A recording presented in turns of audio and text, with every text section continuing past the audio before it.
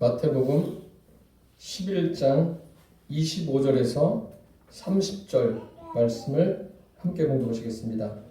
그때 예수께서 대답하여 이르시되 천지의 주되신 아버지여, 이것을 지혜롭고 슬기 있는 자들에게는 숨기시고 어린 아이들에게는 나타내심을 감사하나이다. 옳소이다. 이렇게 된 것이 아버지의 뜻이니이다.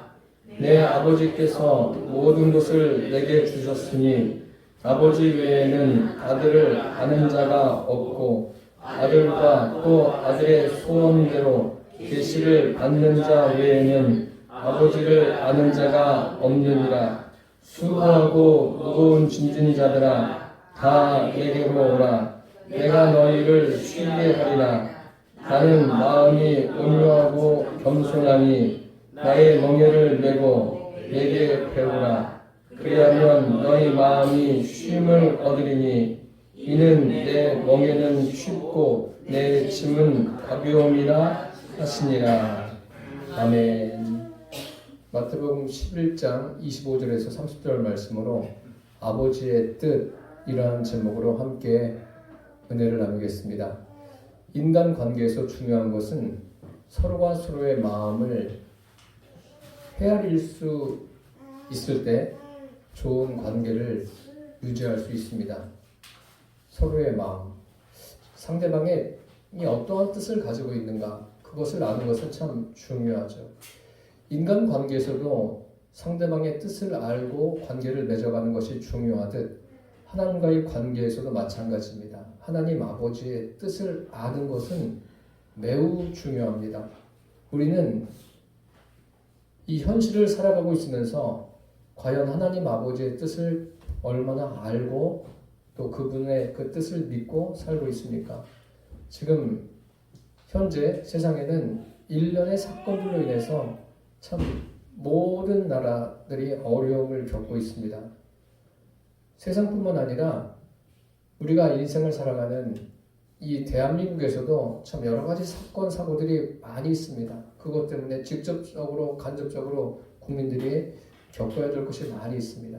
또 우리 각자가 개인적으로 세상을 살면서 겪어야 될 것이 많이 있습니다. 그러면 그 겪어야 될 것이 굉장히 많은데 그 안에 하나님의 뜻이 무엇일까요?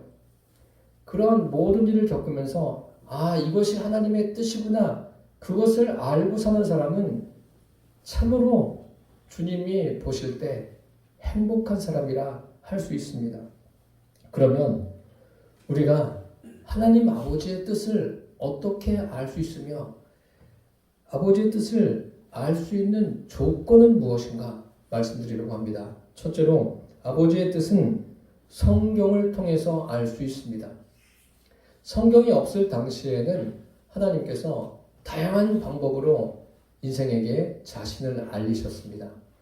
하나님에 대한 그 비밀, 하나님에 대한 진리를 그 감추었던 것을 드러내는 것, 이것을 우리는 계시라고 합니다. 하나님께서 인생을 알리시는 방법이 굉장히 다양합니다. 그 자신을 알린다, 덮개로 덮여 있는 것을 열어서 보여주는 거예요. 그것을 계시라고 말하고 있습니다. 그럼 하나님은 자신을 어떻게 알리셨을까요?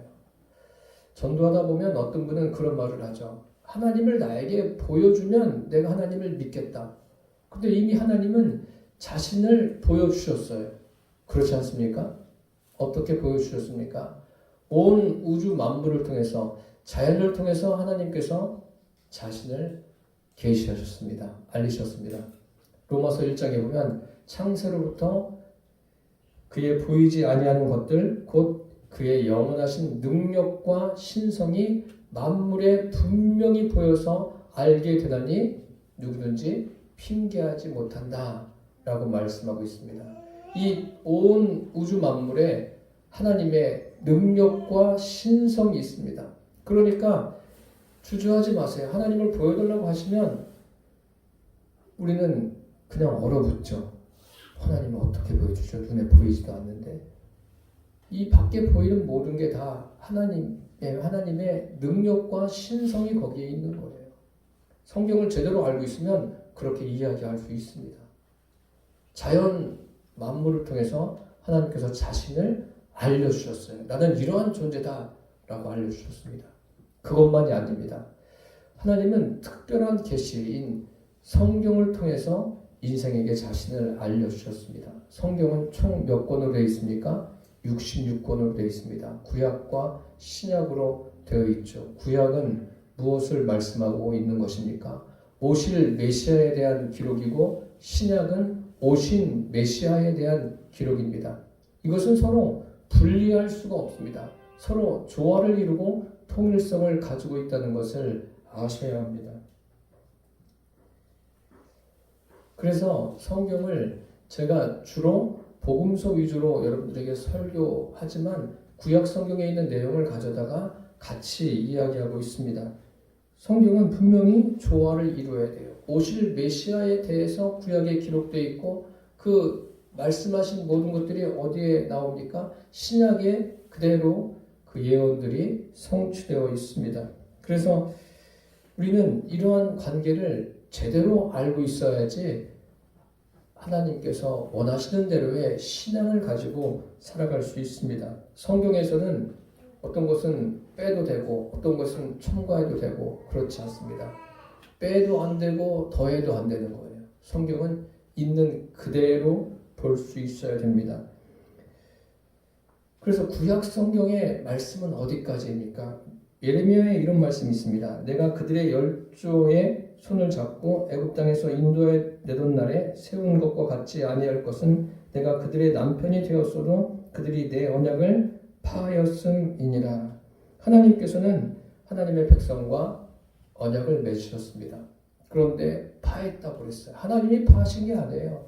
언약을 맺은 그 백성이 파했습니다. 거기에서 끝입니까? 아니에요. 하나님은 그들에게 새로운 언약을 주십니다.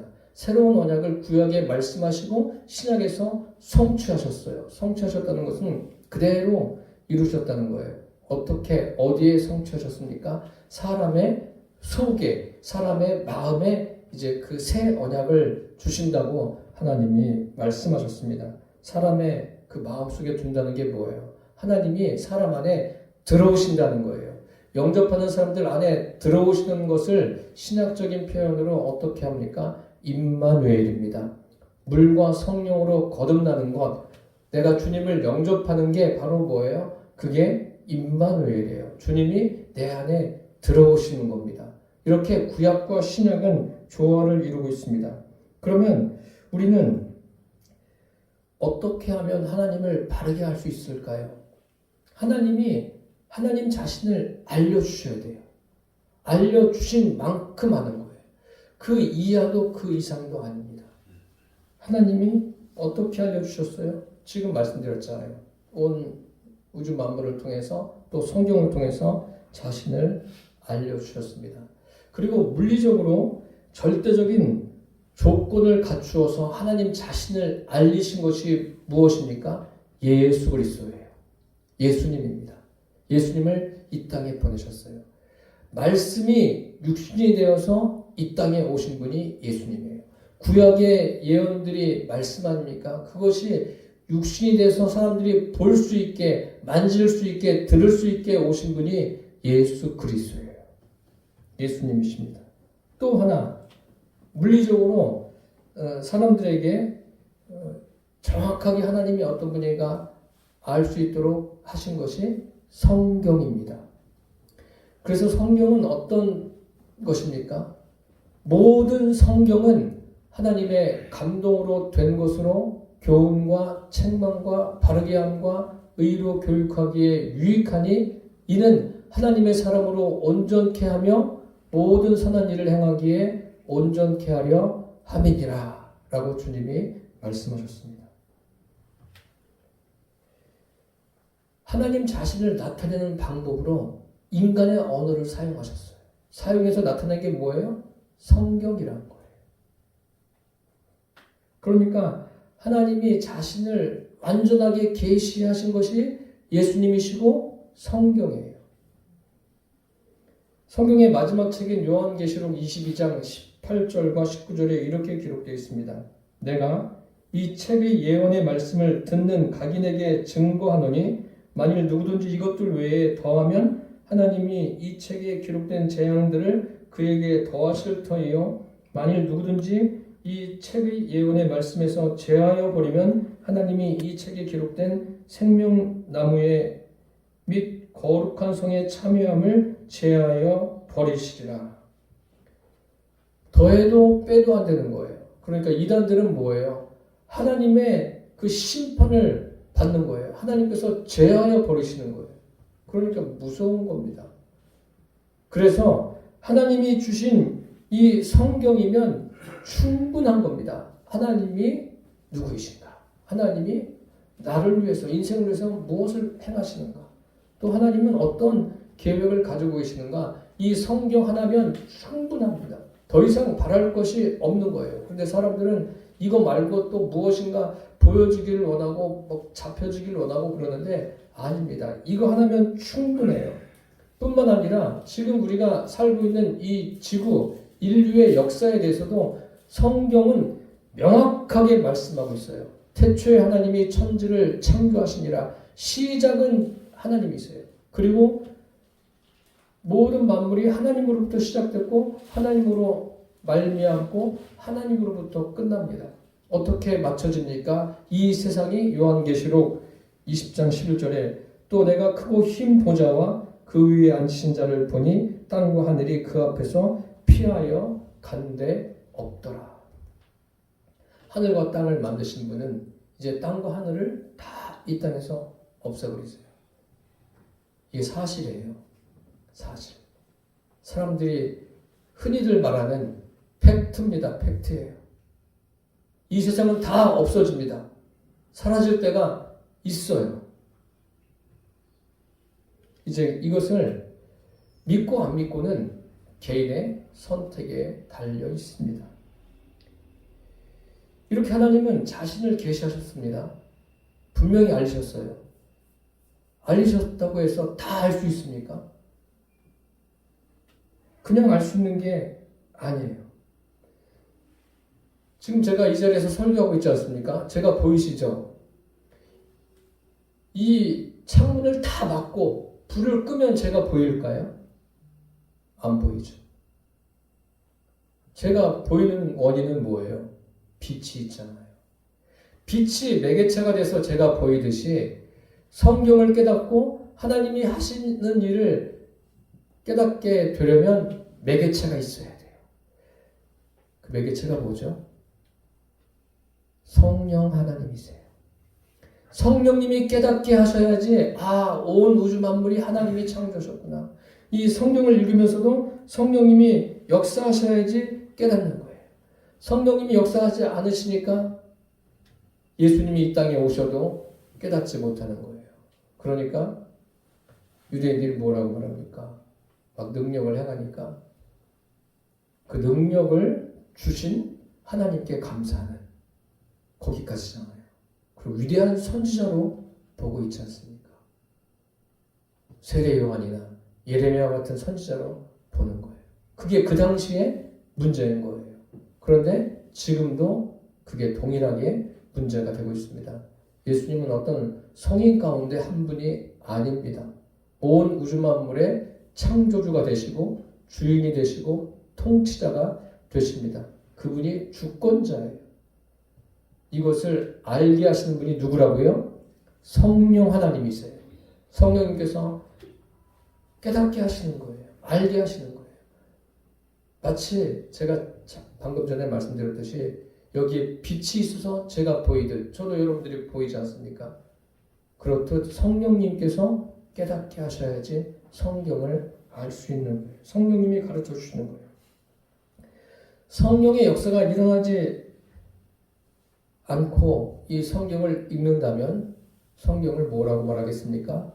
이스라엘의 역사다 라고 말하는 거예요. 거기에는 성령의 역사가 없기 때문에 그렇게 말하는 거예요. 성령님이 역사하셔야 돼요. 성령님이 역사하셔야지 하나님에 대해서 바르게 인지하고 섬길 수가 있는 거예요. 가이사랴 빌립보에서 베드로가 예수님을 향해서 이렇게 고백하죠. 주는 그리스도시요 살아계신 하나님의 아들이십니다. 그때 예수님께서 바로 말씀하십니다.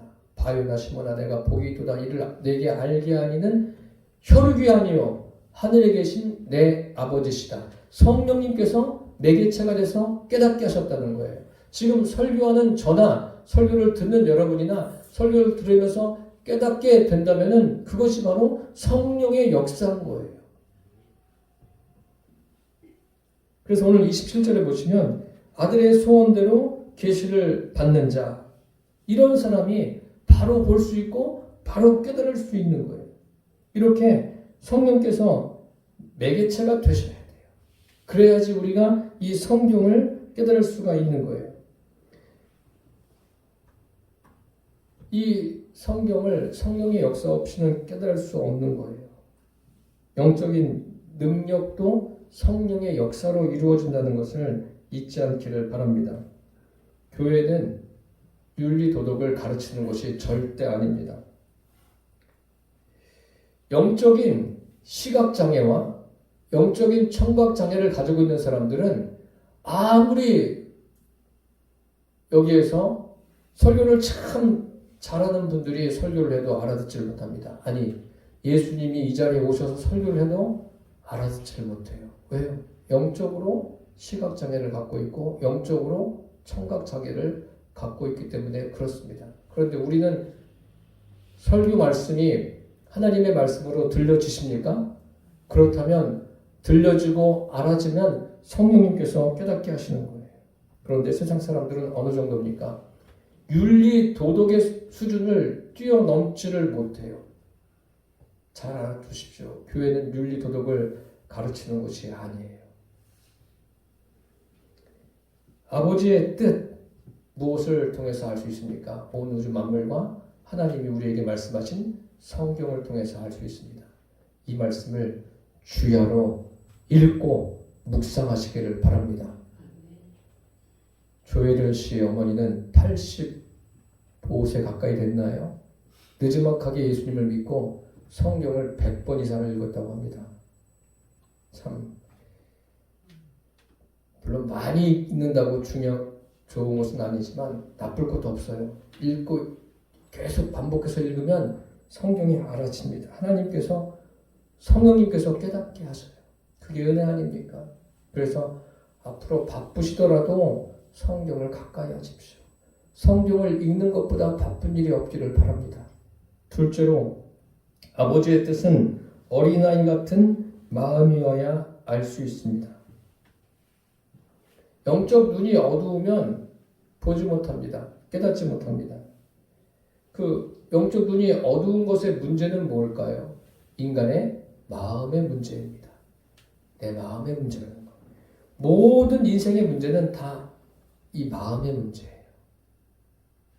아무리 하나님께서 내 앞에 나타나서 역사하시고 다양하게 말씀하셔도 내 마음이 준비가 되어 있지 않으면 절대로 알 수가 없어요. 내 마음이 다른 데가 있으면 안 보이는 거예요. 내 마음이 다른 곳에 있으면 안 들려요. 설교를 듣는 것도 다른 생각해 보세요. 들리나? 생각이 집에 가 있고 생각이 또 다른 곳에 가 있으면 절대로 들리지가 않아요. 무슨 말씀인지 알 수가 없습니다. 마음이 하나님께 집중해 있어야 돼요. 마음이 다른 곳에 있으면 절대 안 된다는 게 예수님의 제자인 가룟유다를 통해서 알 수 있지 않습니까? 가룟유다는 예수님을 오랜 시간 동안 따라다니면서 그 말씀을 다 들었어요. 다 들었는데 결국 가룟유다가 어떻게 합니까? 예수님을 팔아넘기지 않습니까? 그리고 스스로 목숨을 끊어요. 이런 인간의 마음을 예수님도 어떻게 할 수는 없습니다. 우리는 어떤 마음을 가져야 됩니까? 오늘 예수님께서 말씀하신 대로 어린아이 같은 마음을 가져야 합니다. 어린아이 같은 마음. 이 5월은 가정의 달이에요. 가정의 달이라고 해서 어린이들에 대해서, 부모에 대해서, 스승에 대해서, 또 가족들에 대해서 여러 가지 행사도 하고 선물도 주고받고 다양한 것을 합니다. 다양한 것을 하는데 그것도 인간의 삶에서 필요합니다. 필요한데 그 가정을 이루신 분이 누구이시고 또 그 가정을 통해서 주님이 원하시는 것이 무엇인가를 알고 그러한 즐거움을 누리셨으면 합니다. 어린아이 같은 마음을 가지라고 하는데 그러면 어린아이 같은 마음과 반대의 개념의 마음은 뭐죠? 오늘 본문에 기록되어 있지 않습니까? 지혜롭고 슬기로운 자. 사람들은 꽤나 자기들이 지혜롭고 슬기롭다고 이야기해요. 많은 정보를 가지고. 요즘에는 정보 얻기가 얼마나 쉽습니까?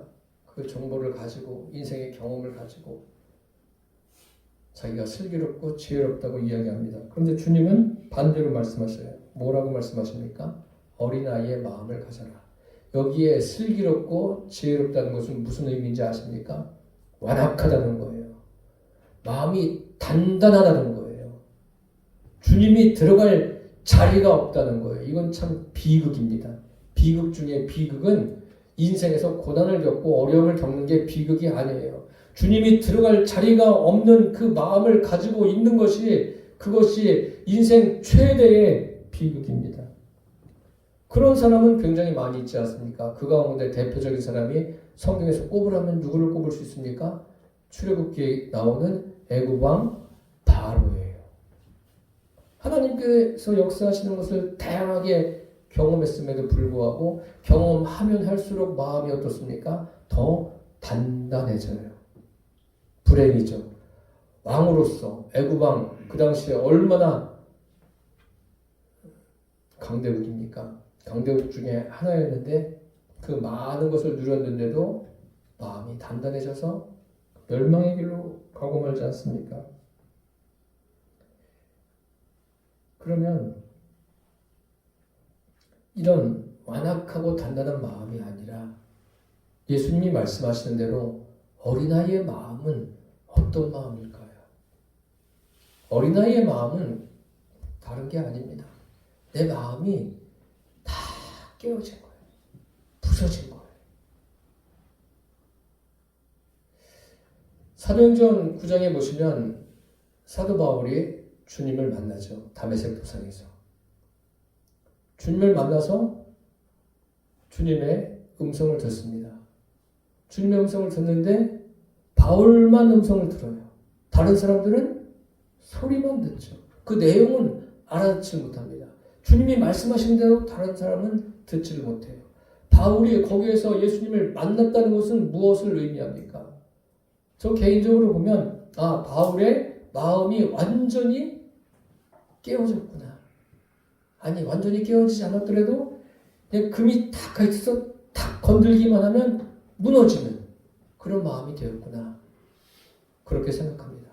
그렇기 때문에 주님이 말씀하시는 것이 들려지는 거예요. 설교가 하나님의 음성으로 들려지는 것은 무엇과 관계 있냐면 내 마음과 관계 있는 거예요. 내 마음이 무너져 있으면 말씀이 그대로 들려지는 거예요. 어린 아이와 같은 마음이 되면 들려집니다. 인간의 지혜와 인간의 슬기를 가지고 말씀을 들으려고 하면 절대로 안 들립니다. 왜 안 들리는지 아십니까? 인간의 지식, 인간의 경험의 한계를 뛰어넘을 수가 없는 거예요. 인간의 지식에 또 다 한계가 있지 않습니까? 지식으로 주님을 알 수 있습니까? 없죠. 구약 성경에 보시면 열왕기하에 보시면 열왕기하 6장에 보면 아람 왕이 이스라엘을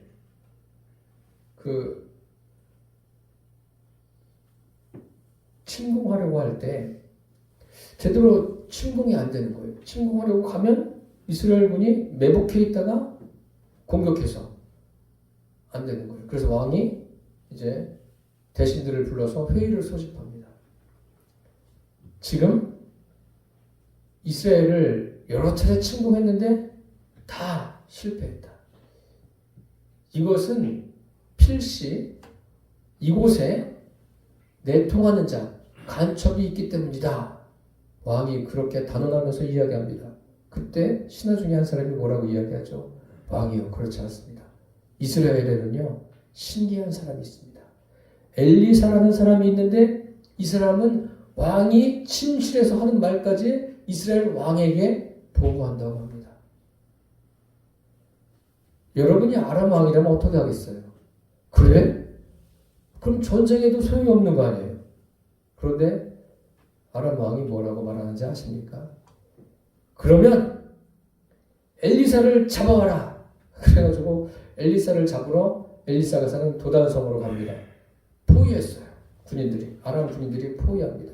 이것을 목격한 엘리사의 종이 보고서 두려워 떱니다.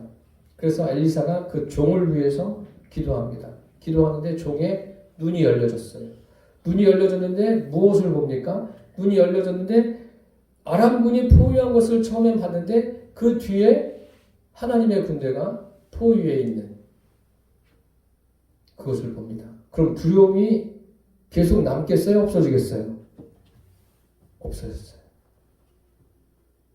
그겁니다. 인간이 가지고 있는 그 지식에는 한계가 있는 거예요. 그 지식으로 주님을 아는 게 아니에요.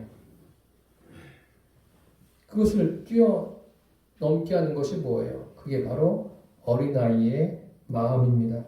인간이 가진 경험도 마찬가지예요. 사람마다 경험치가 다 다르죠.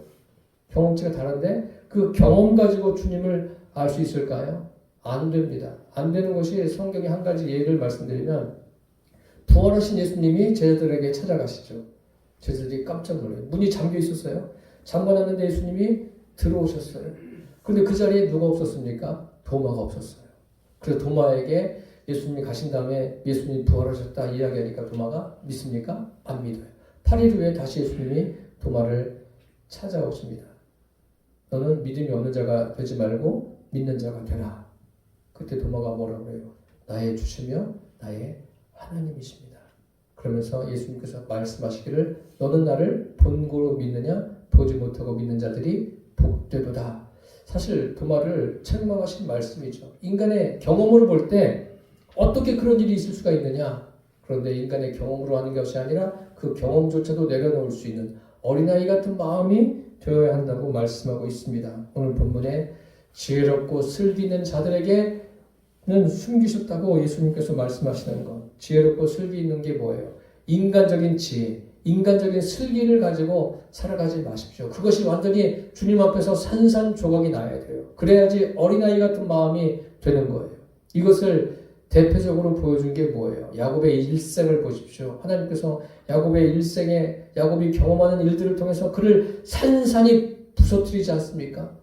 어린아이 같은 마음이 돼야지 주님을 만나는 거예요. 어린아이 같은 마음이 돼야지 주님의 음성이 들려지는 거예요. 어린아이 같은 마음이 돼야지 이 성경이 깨달아지는 거예요. 그렇지 않으면 인본주의가 앞서서 윤리, 도덕을 내세워서 윤리를 지키고 도덕적으로 사는 것이 신앙생활 하는 것인 양 생활하는 것, 이것은 거기에는 구원도 없어요. 왜요? 주님을 제대로 알지 못하는데 어떻게 구원이 있겠습니까? 주님이 우리에게 윤리 도덕적으로 완전하라고 말씀하십니까? 그렇지 않습니다. 어린아이의 마음이 되라고 말씀하셔요. 오늘 본문의 핵심이 그거예요. 어린아이의 마음이 되라.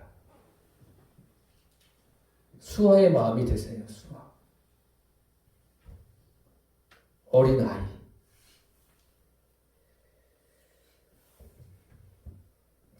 예수님께서는 이것을 지혜롭고 슬기 있는 자들에게는 숨기시고 어린 아이들에게는 나타내심을 감사합니다.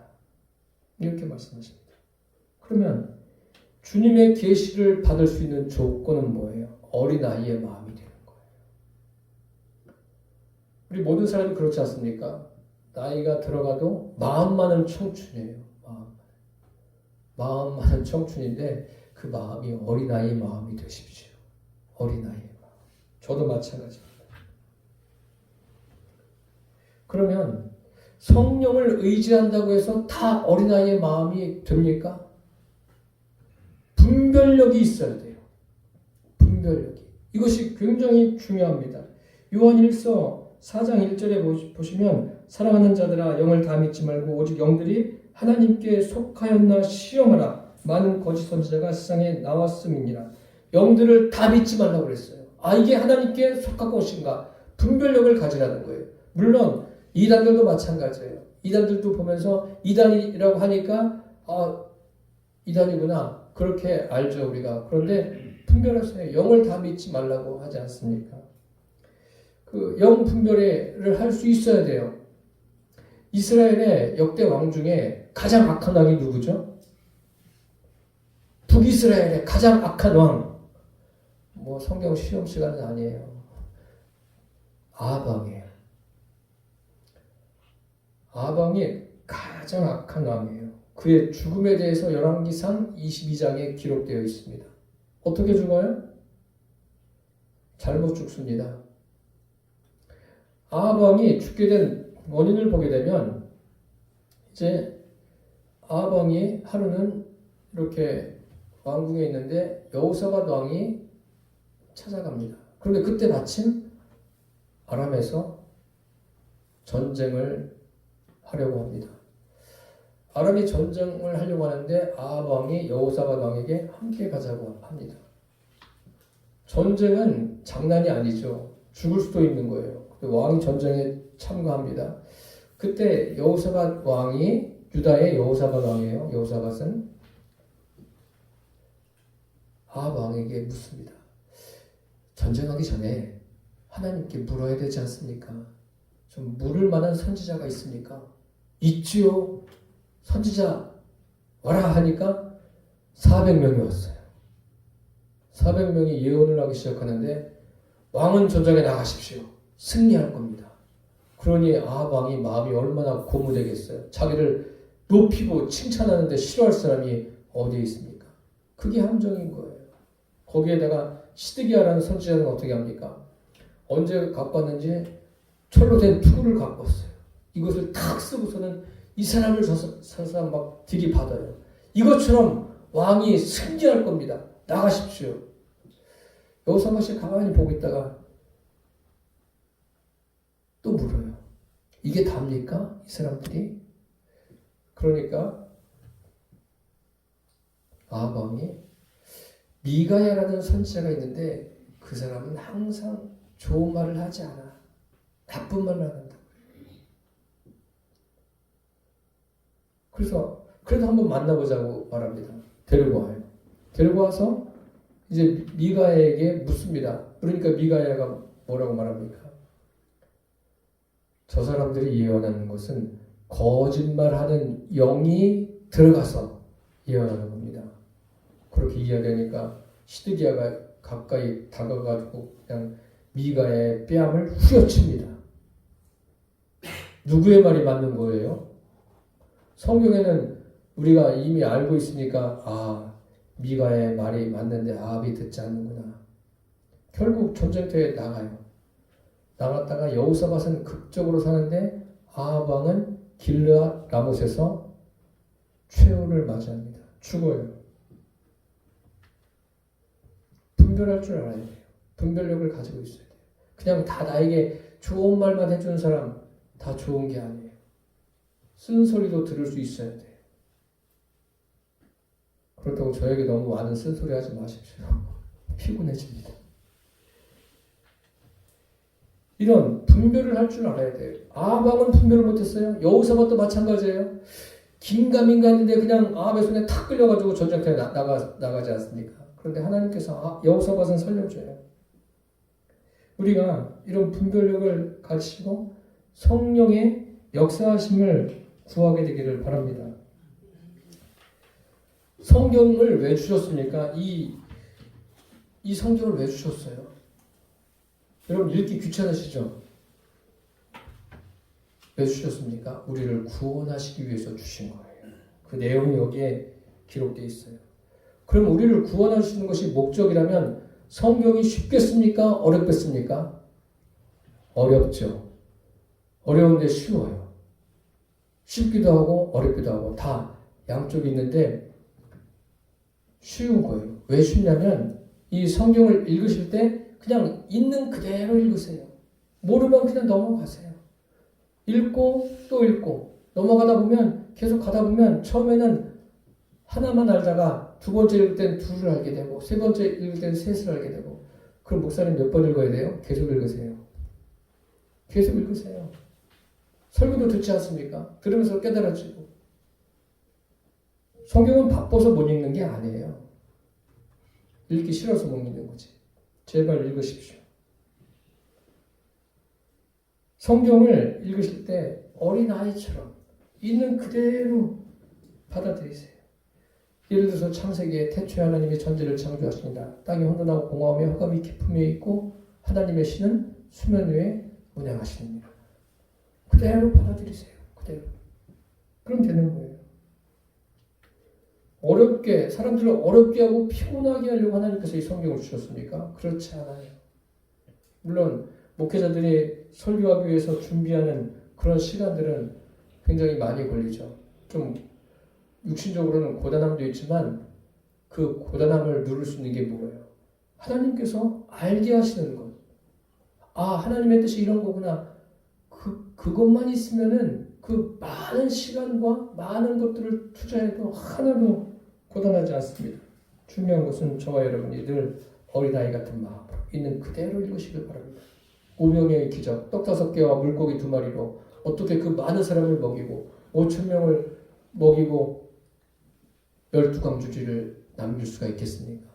아, 이렇게 주님이 남기셨구나. 그대로 받아들이면 되는 거예요. 있는 그대로. 그래서 오늘 본문도 색안경을 끼고 보지 말라는 거예요. 너희 지혜와 슬기로움을 가지고 성경을 보지 말고 있는 그대로 봐라. 주님이 말씀하시는 것은 딱 한 가지예요. 우리 원하시는 것은 어린아이가 되라. 이거 한 가지예요. 그러면서 예수님께서 뭐라고 말씀하십니까? 온유와 겸손이라고 말씀하셔요. 나의 멍에를 메고 내게 배우라. 그 멍에는 쉽고 가볍다라고 말씀하셔요. 고통을 주는 게 아닙니다. 쉽고 가볍다고 말씀하셨어요. 수고하고 무거운 짐진 인생 모두를 예수님께서 지금 초청하고 계십니다. 배우라는 것은 실제적으로 찾으라는 거예요. 그리고 쉼을 얻으라는 거예요. 믿음의 사람들이 그렇게 살았다고 성경은 말씀하고 있지 않습니까? 하나님께서 아브라함에게 뭐라고 말씀하셔요? 아브라함은 나의 벗이다. 나의 친구라고 하나님께서 그렇게 말씀하셔요. 그리고 아브라함에게 나의 하려는 것을 숨기겠느냐? 성경 보십시오. 아브라함이 얼마나 많은 손해를 봅니까? 특별히 조카 롯과의 관계에서 목자들끼리 싸우니까 어떻게 해요? 야, 우리 싸우지 말자. 싸우지 말고 내가 좌하면 내가 우하고 내가 우하면 나는 좌하겠다. 내가 먼저 선택해라. 그 요단들을 선택해서 가지 않습니까? 조카 롯이.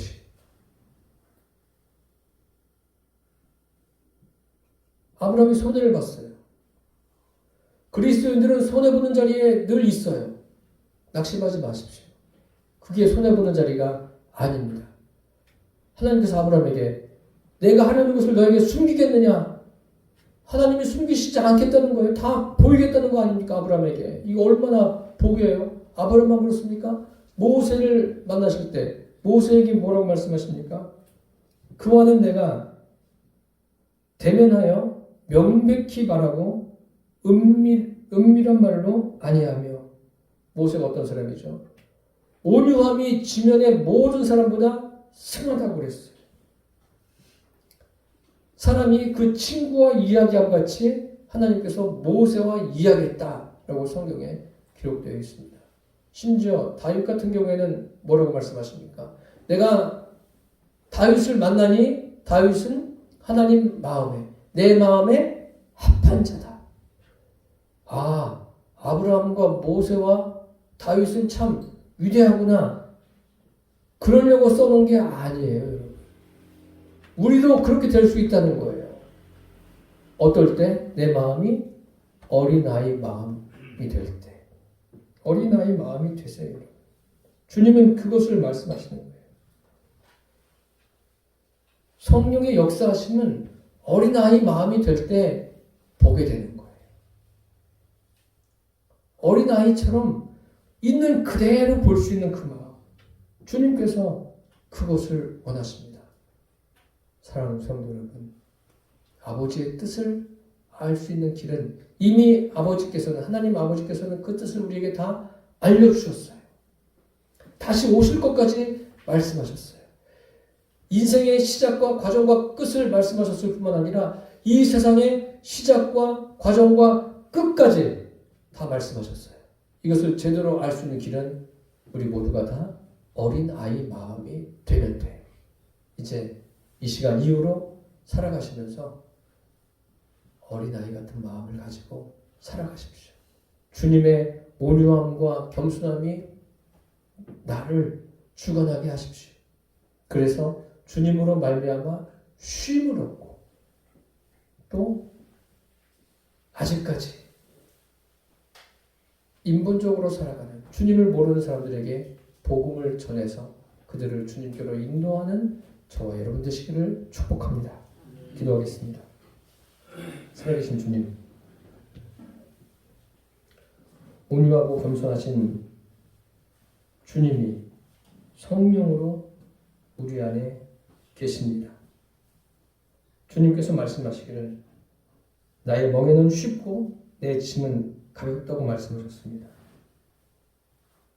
우리가 주님과 하나 되어 살아가며 아버지의 뜻을 알고 이 짧은 삶을 사는 동안 주님과 더 관계가 깊어지게 하여 주옵소서. 성경을 어렵게만 생각하지 않게 하시고 성경을 읽는데 방해되는 나의 불필요한 바쁨들을 다 물리쳐 주시고 주님 말씀을 더 가까이 하게 하여 주옵소서. 예수님의 이름으로 기도드립니다.